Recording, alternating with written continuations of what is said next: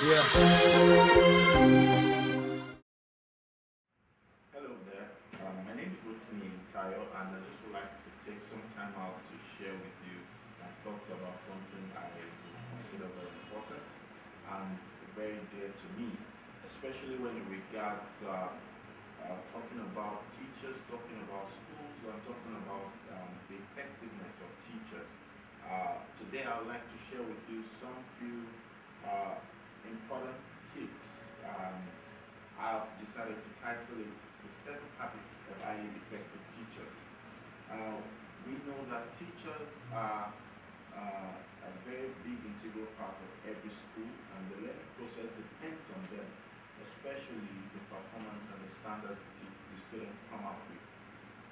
And what is this habit that we need to look at? Because we know that what will make a teacher effective or ineffective has to do with certain habits. And I've decided to look at all the things that, from my perspective and point of view, will make a teacher effective in his day-to-day activity, especially during the learning experience. I've decided to come up with 7 habits, just like a variation of the Stephen Covey's book, 7 Habits of Highly Effective People. But this time around, we're talking about highly effective teachers. Number one habit. What is the first habit? I believe that every teacher must have the ability to raise leaders. Ability to raise leaders. It must be a habit. It must be something that every teacher aspires to willingly and consciously do in a continuous manner to try to raise leaders out of the students. Whether you're in the primary, secondary, or whatever category you find yourself in the teaching system, I believe that the first major habit that every teacher ought to have to be very effective is the ability to be able to raise leaders. When you walk into the classroom every day or every school term and every Monday, every Tuesday, every Wednesday, all through to Friday, I believe that one of the things that every teacher should have at the back of his mind, at the back of her mind, is that the students that you're teaching, they are actually leaders. We've always heard this kind of statement before that students and youths and children are the leaders of tomorrow. But the truth is there's no word, there's no day called tomorrow. Tomorrow is always a today.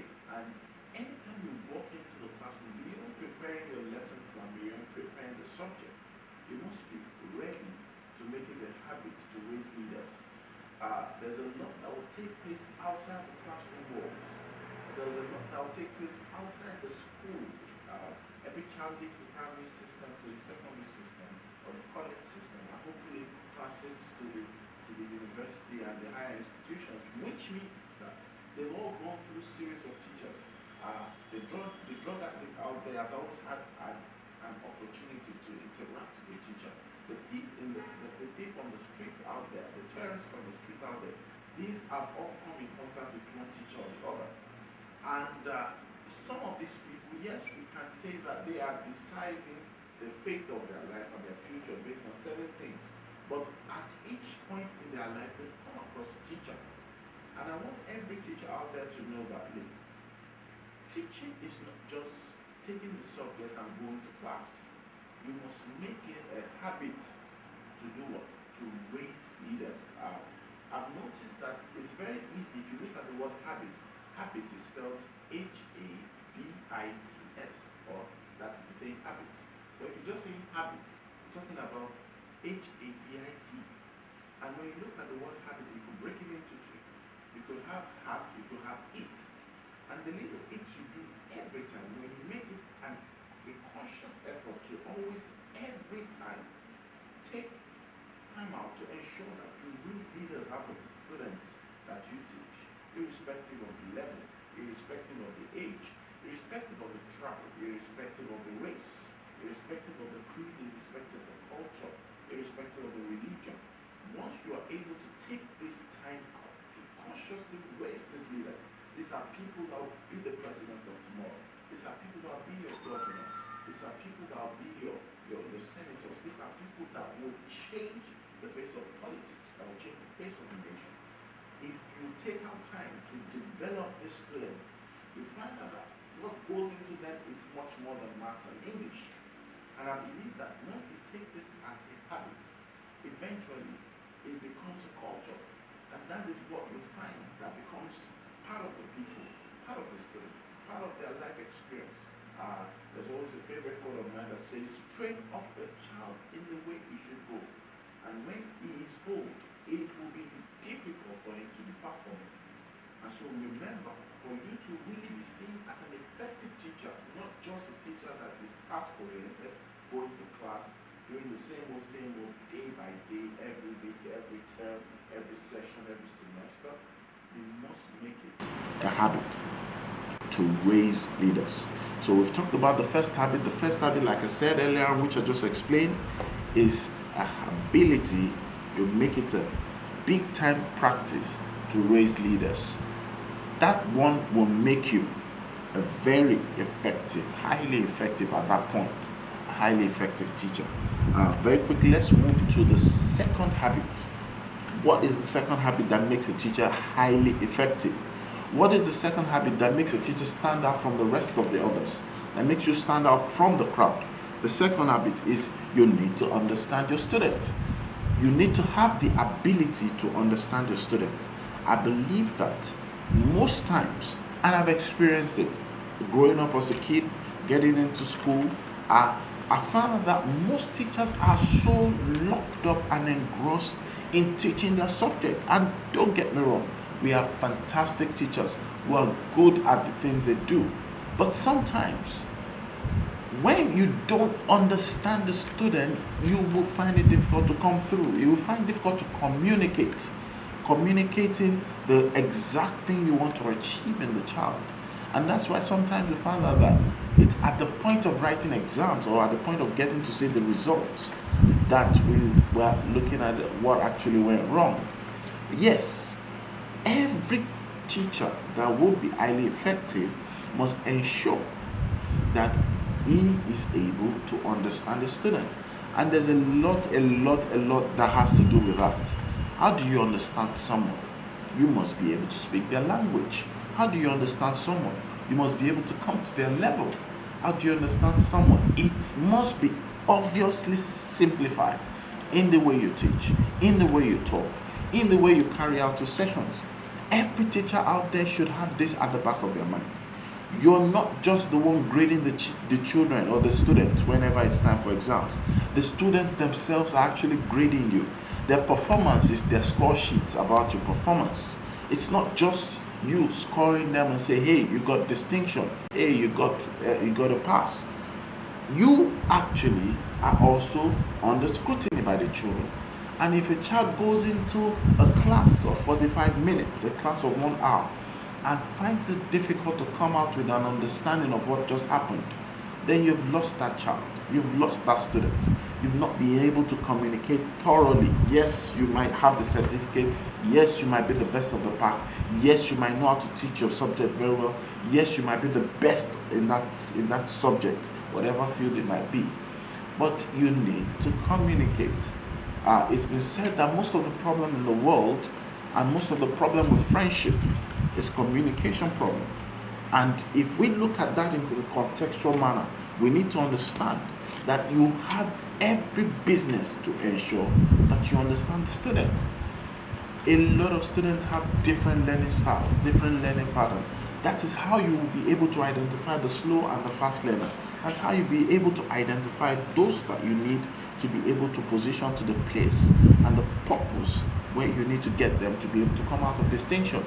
I believe that academic excellence is not just about routing the syllables or ensuring that you're always in class and then the students just pay attention.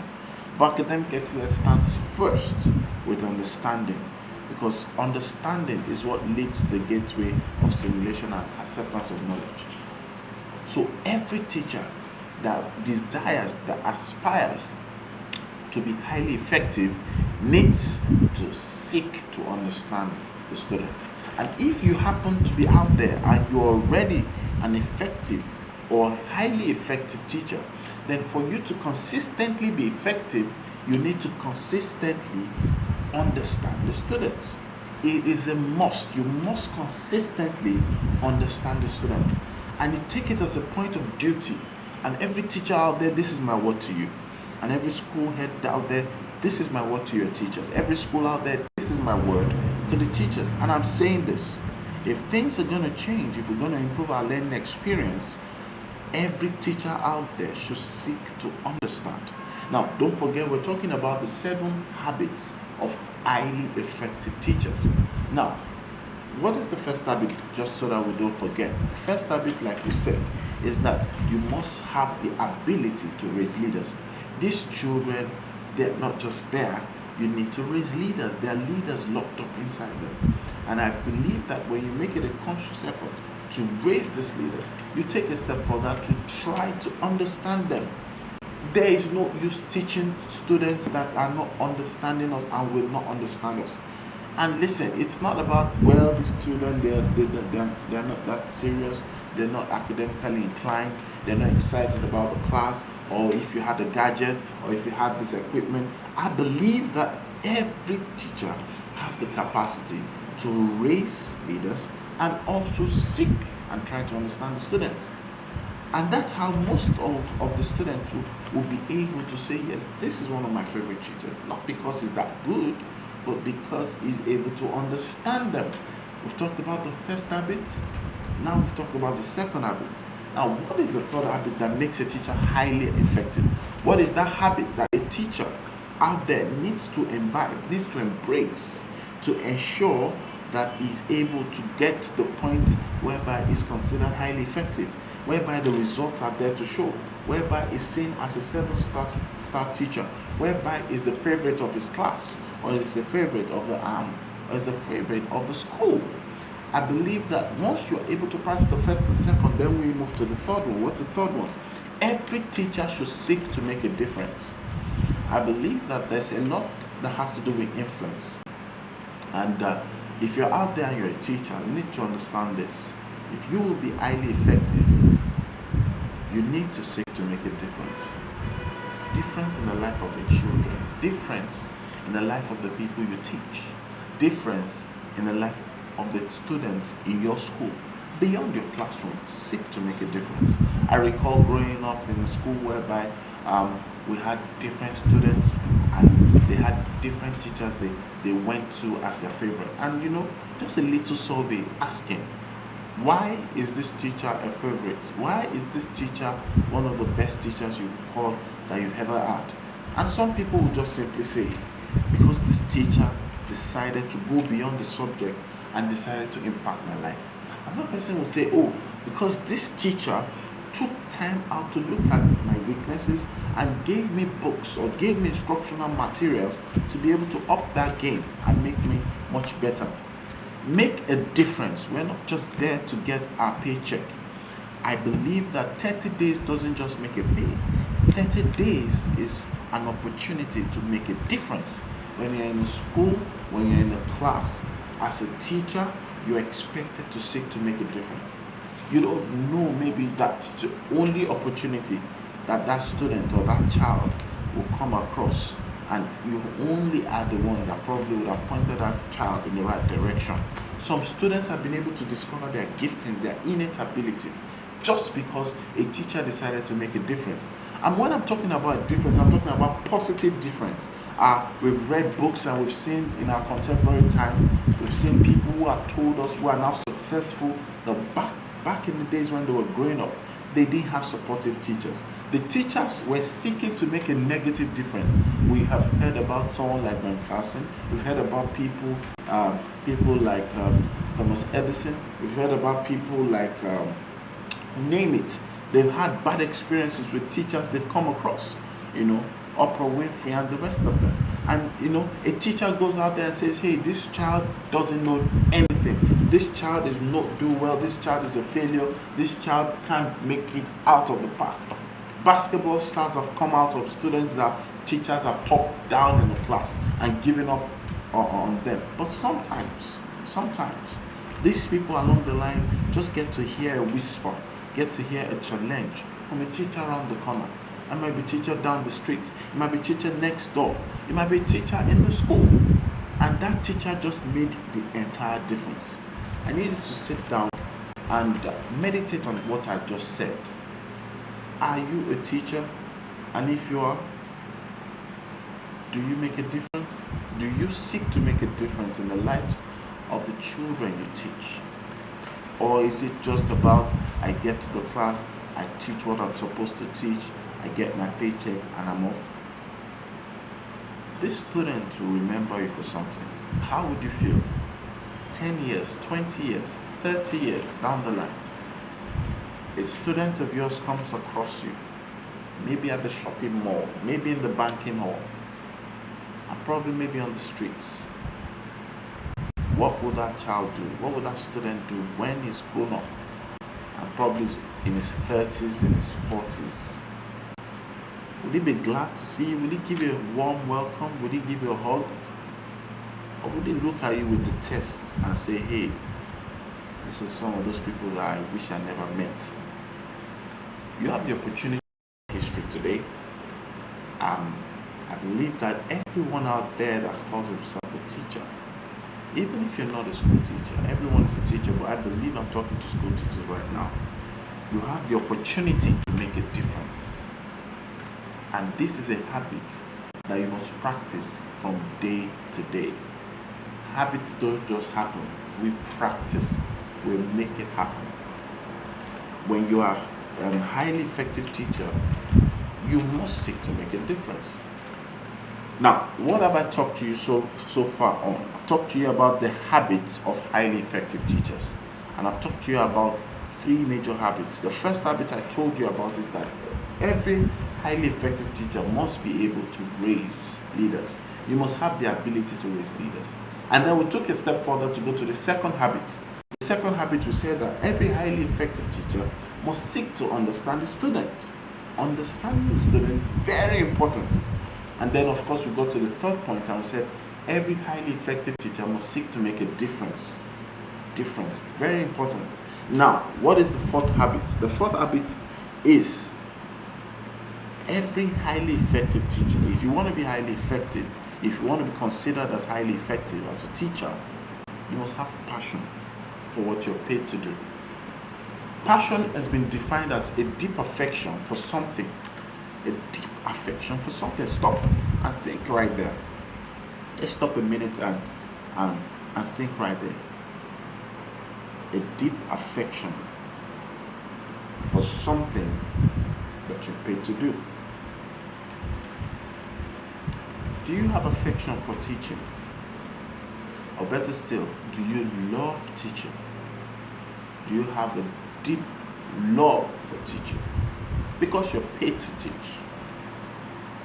Passion for what you are paid to do. Most people get to classes and you can tell this person is just struggling in their profession.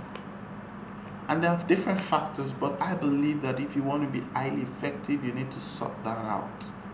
Passion is visible, passion is audible. You can't tell me that you have passion for teaching and I don't see it, I don't hear it, I don't feel it. We don't see it when you teach. We don't see it when you're in the class, when you're among students, when you walk into the building, when you walk into the class. You need to have affection for what you do. Deep affection at that. If you're going to be a highly effective teacher, then you need to start talking about passion. When you're passionate, the students will see it, the environment, the atmosphere lightens up. Passion for what you're paid to do. When you have passion for your work, your lesson notes are complete. You teach and the students, they learn. The students love seeing you in class. They do well in their subjects, not because you've taught them the answers, but because you've equipped them well enough to pass. Passion is very, very important. The profession that is called teaching profession is one that you cannot sustain yourself if you don't have passion. You will be frustrated if you don't have passion for it. So I believe that so far you've been thinking, and probably you're out there just listening to this, and you don't know whether you're highly effective or not effective at all. If you seek to be at the peak of your career as a teacher, if you seek to be a highly effective teacher, then these 7 habits I'm talking to you about, you must not take them for granted. The first one, like I said, is you must have the ability to raise leaders. Do you raise leaders in your school? The second habit is that you must seek to understand your students. And I've said that, and it cannot be overemphasized. Understanding is a key element to learning. Without understanding, learning is incomplete. But then, number 3, you should seek to make a difference. Make a difference in the life of these kids. They might not have so much of motivation at home. They might not have so much of inspiration at home. Seek to make a difference. And of course, the 4th one, we said you must have passion for what you do. Passion can never be substituted for anything. So, we've talked about 4 things that makes a teacher highly effective. Let's quickly go through the 5th, 6th, and the 7th habits. What are these habits? The 5th habit of highly effective teacher is you must be able, highly effective teachers are able to relate their subject to life. The subject they teach is not in abstract. In their illustrations, in their examples, in the way they teach, the use of terms, the style of teaching, they get to use and relate their subject to life.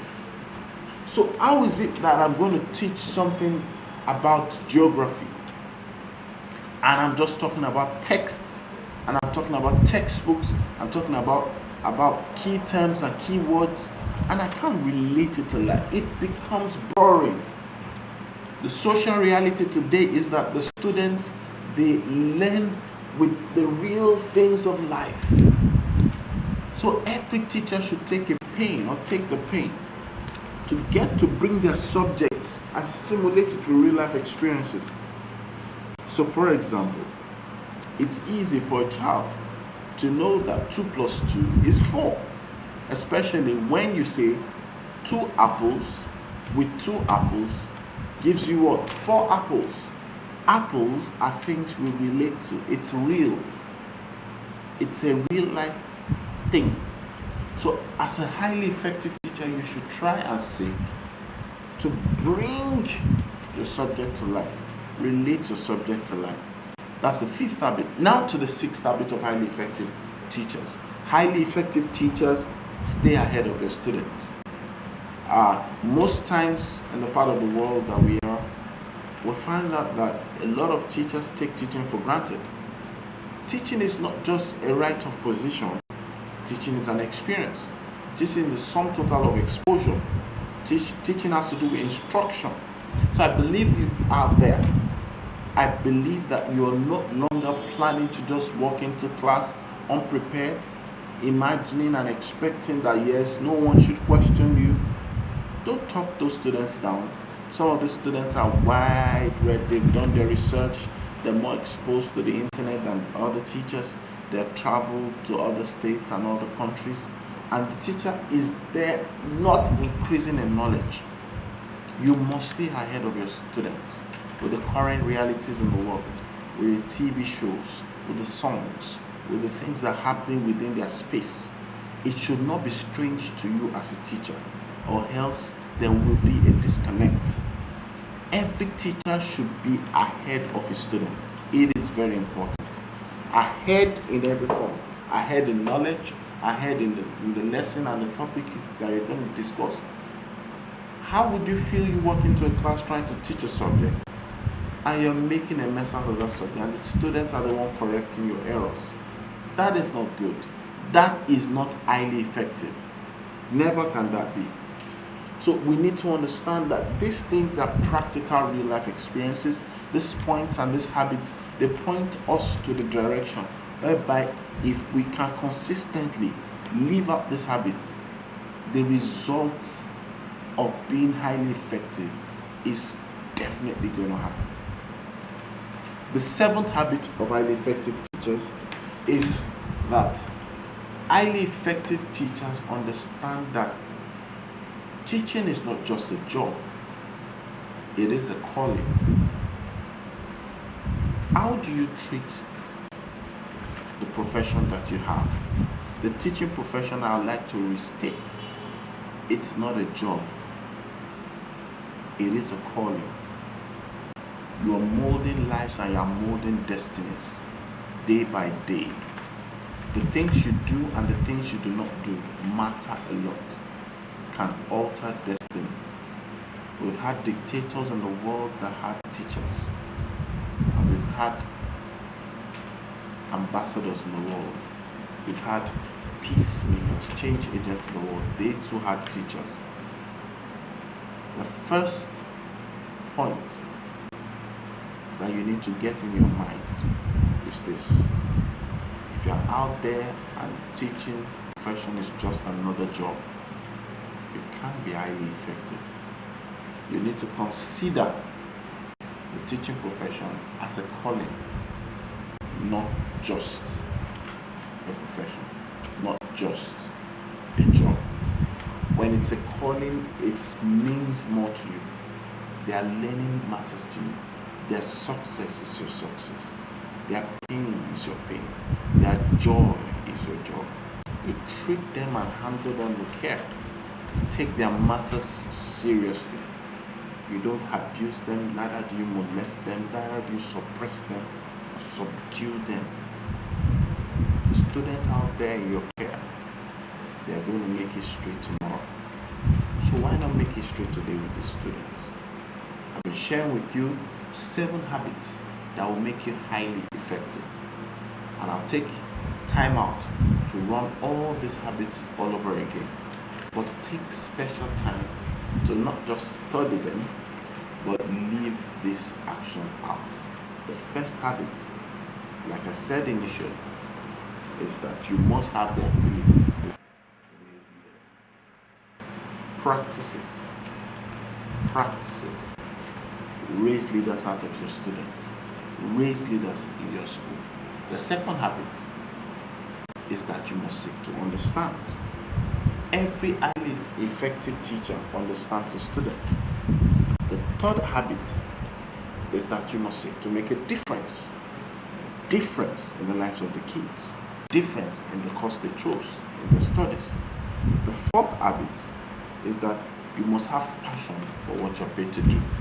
There's no use trying to struggle to be a teacher. There must be passion. Develop that passion. Strengthen that passion. Feed that passion and nurture that passion.